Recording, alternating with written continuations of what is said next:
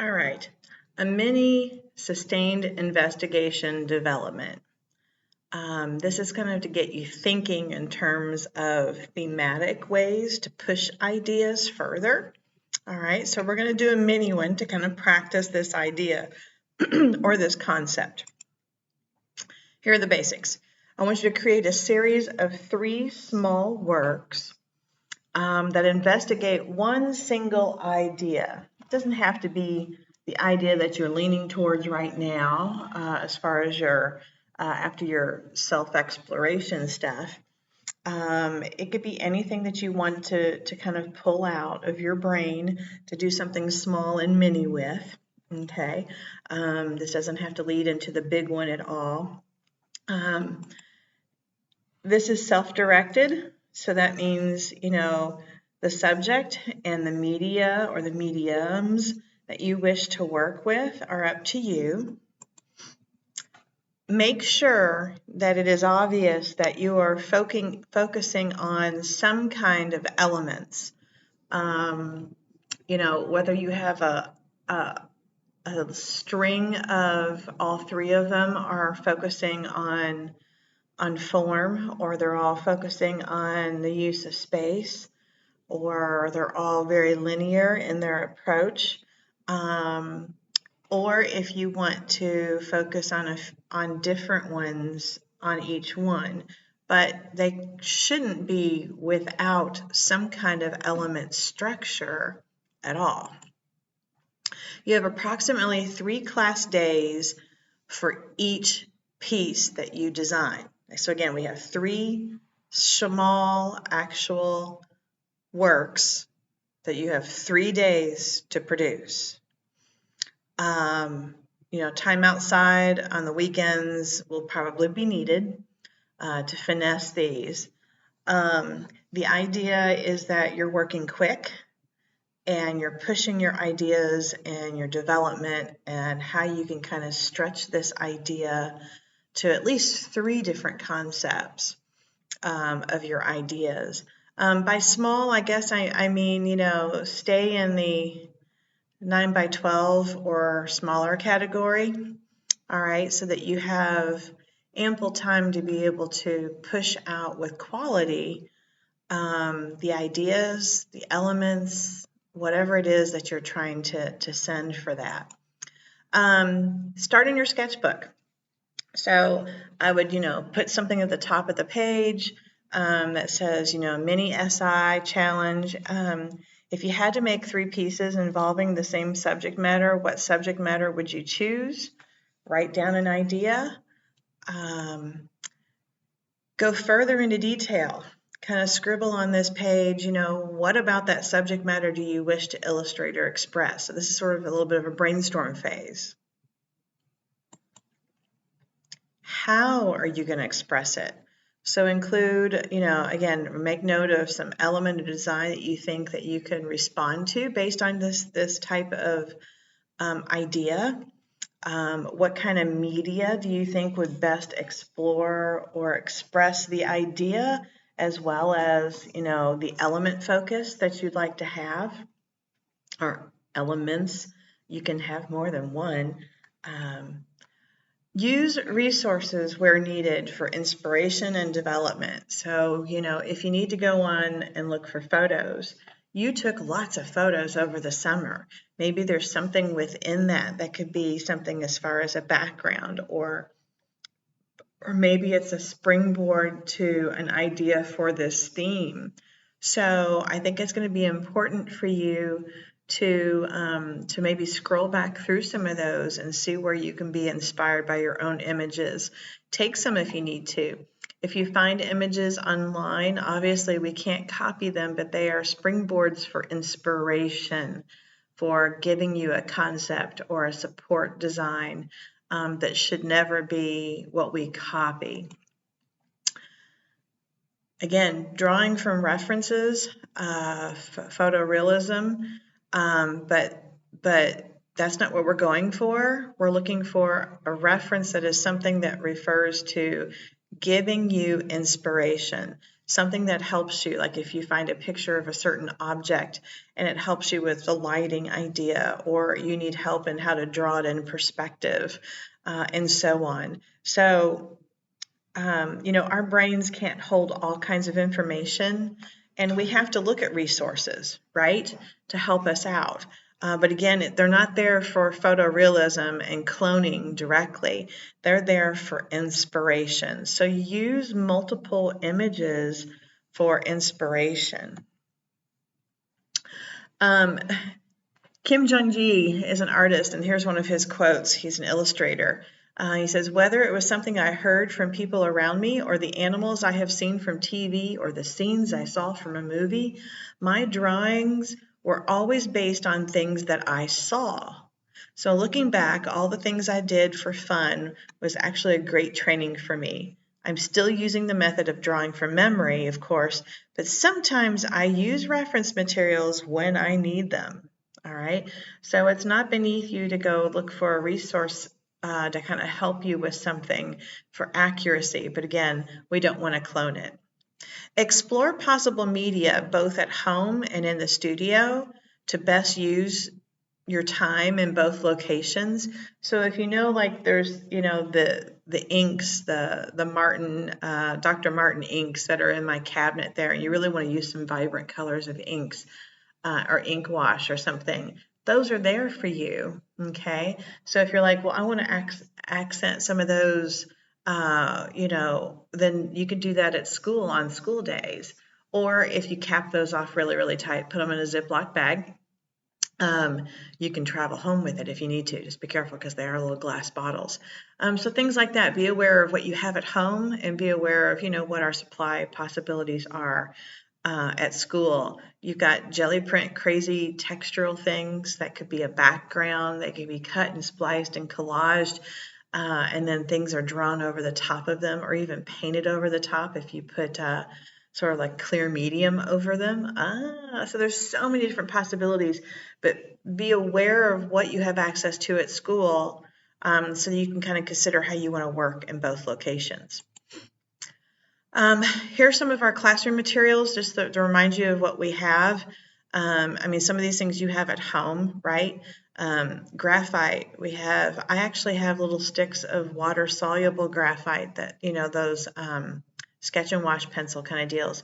There's charcoals, there's colored chalk pastels, oil pastels most of you have with you, colored pencils, pens, Conte sticks, which are kind of like pastels, scratchboard, acrylic, metallic acrylic paints. They're at the bottom of the acrylics cabinet stacked up. Textured specialty acrylics and mediums. Leo, we didn't quite get to that with you last spring, but there's different textures of mediums that you could add with some paint and get some unique outcomes. Like I'd shown you guys a little bit of those monster paintings. There's liquid watercolors, like I said, the Dr. Martin's colored inks, tempera paints, which aren't off the topic of things that you could use. I know we used them a lot in Intro to Art, but that's definitely a viable option for something that isn't watercolor, but isn't the permanency of acrylics either. India inks, if you want to do just black and white ink washes.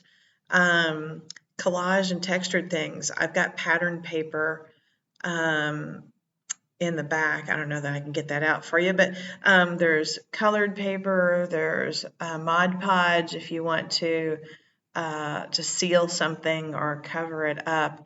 There's cardboard that you've worked with. There's old books up in the cabinets to the right of the sink, I think that's where some of the older books are. At the top of our double doors there, where you can rip and tear and use them as backgrounds. There's sand that you can put inside of paint, inside of our paint cabinet. There's plastic wrap. There's plaster wrap in the back. Or you could plaster something on a surface and then paint over it and draw on it. There's drawing paper. There's illustration board stacked up right next to the spray booth that you can cut with an X-Acto blade. There's cardboard, like I mentioned. There's foam board. There's black and white foam board. There's canvas boards right around the corner there. There's a few on the shelf as soon as you walk into the storage room. You can stretch your own canvas. Charcoal papers, most of you have. So there's wood block scraps if you want to draw on wood. So what are the challenges and benefits to making an SI?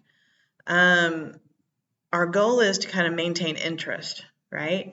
Some of our challenges is maybe doing some things that aren't too similar. We want to push this idea so that they aren't clones. All three things aren't clones of each other, but they are variations on that same idea. You don't want things too different that they don't look like they kind of go in the part of the same inspiration. And the idea that, with each one of these challenges, you want to grow a little bit. The benefits are that you kind of hone your skills sometimes in certain mediums. You get used to your subject matter a little bit more by exploring it and researching it. You start to discover what some of your preferences are as an artist, maybe your style of mark making, or maybe you find that personal style and approach to starting a design. You'll learn some things like what to improve on for the next one, and forcing yourself to fully explore something rather than just partially going, okay, well, I'll do this and I'll change it up just a little bit this way. No, how can you push it different? And that's going to involve a little bit of brainstorming of how can I go online and look up different facets of this idea that I have, to take this idea and stretch it further and further. So again, all three of these little ideas are not clones of themselves. Once you finish all three, photograph each little work, okay? Place each one on a different slide in a Google slide presentation. So you can kind of start your own Google slide.